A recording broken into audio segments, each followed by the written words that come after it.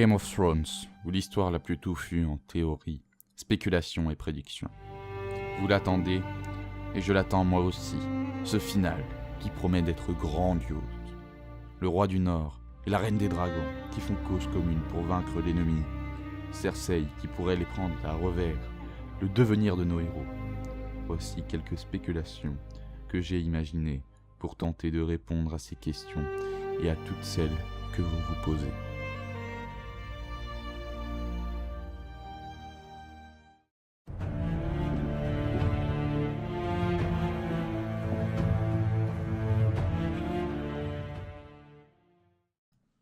Daenerys du Typhon, de la maison Targaryen, mère des dragons, monterait Drogon, le plus grand de tous, qui, en son nom, honorait la mémoire de son défunt mari, Drogo. Quant à Rhaegal, celui-ci serait chevauché par le fils du feu et du froid, Jon Snow, de son vrai nom Aegon Targaryen, fils de Rhaegar, dont le prénom de Rhaegal rendait hommage.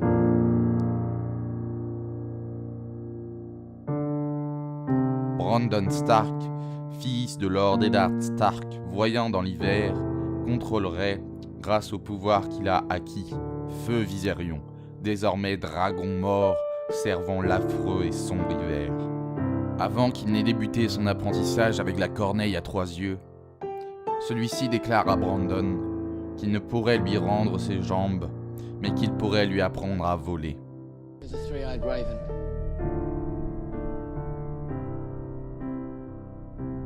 I've been many things. Now, I am what you see. You're going to help me walk again?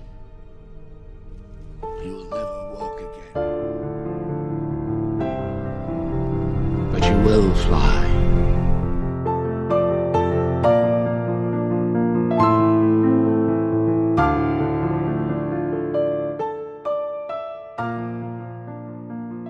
Bien que d'aucuns pensent que le vol que lui promet la corneille ne s'effectue qu'à travers les visions dont il peut jouir, ces paroles pourraient être une prédiction que lui fait la corneille quant à son avenir.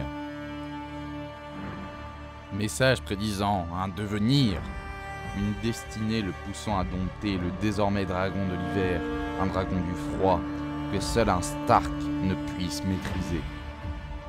De plus, Viserion, dragon déchu, porte un nom qui, étrangement, se rapproche du mot vision, qui n'est pas sans rappeler Brandon. Death is the enemy.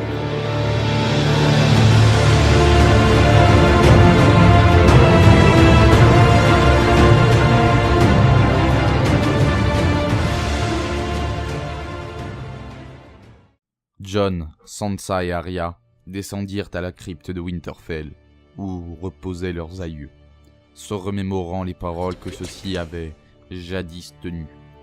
Puis, une épouvante leur apparut, et aussi virent-ils leur statue annonçant leur fin soudaine. Le froid souffla la flamme, l'hiver se mit à progresser jusqu'eux. Ainsi, Brandon vit la mort de ses frères et de sa sœur dans cette vision, et courra les prévenir, pour qu'ils puissent peut-être échapper à leur destin. Il serait étrange que les enfants Stark meurent de cette façon, à moins que...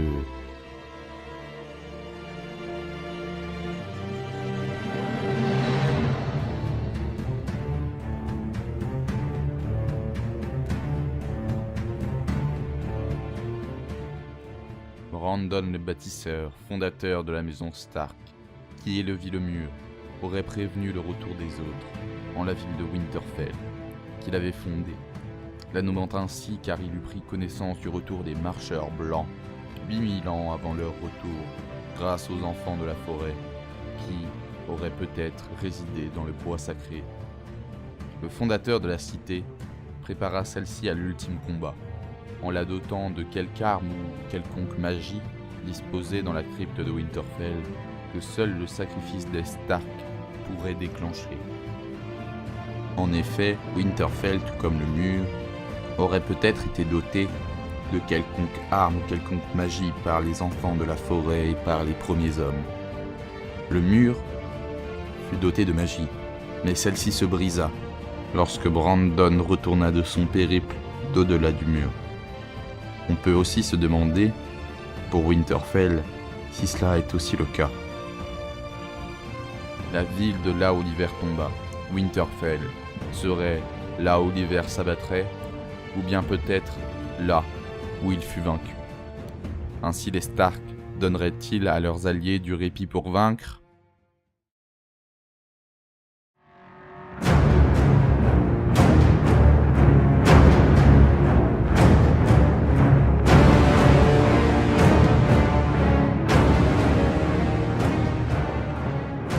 Comme le montrent trailers et teasers, il semble que Winterfell fut vaincu et défaite. À travers le premier teaser, l'hiver semble progresser jusqu'au Neck, tout en ayant gelé le loup Stark et le dragon Targaryen, avant de rencontrer le feu, qui, quant à lui, a enflammé le lion Lannister. Lors du contact, un mur d'obsidienne se forme. Quelle est la symbolique ? Les vivants ont dû se replier au sud après la défaite quasi certaine de Winterfell, là où littéralement l'hiver tomba. Le loup et le dragon congelés laissent quant à eux place à l'interprétation. Le dragon symboliserait-il feu Viserion ? Ou bien un autre dragon de Daenerys ? Ou peut-être la chute d'un protagoniste lié au dragon ? Le loup désignerait-il Ghost ou Jon ? Non. Non. Cela serait surprenant au vu de l'importance de Jon dans le récit. Mais pas impossible. Alors serait-ce Brandon ? Arya ? Sansa ? Là encore, cela est très dur à prédire. Ce qui semble quasi certain est l'endroit du dénouement de la lutte contre les autres, qui est dans les alentours du Neck. Par ailleurs, on peut souligner la symbolique de l'obsidienne ou ver dragon, qui en valyrien signifierait littéralement feu gelé. Cet ensemble d'éléments, le ver dragon, jadis utilisé et forgé par les enfants, et le Neck, région marécageuse, qui résulterait d'une tentative échouée et avortée des enfants de l'engloutir sous les flots, laisse présager un retour de ceux-ci, ou du moins de leur savoir.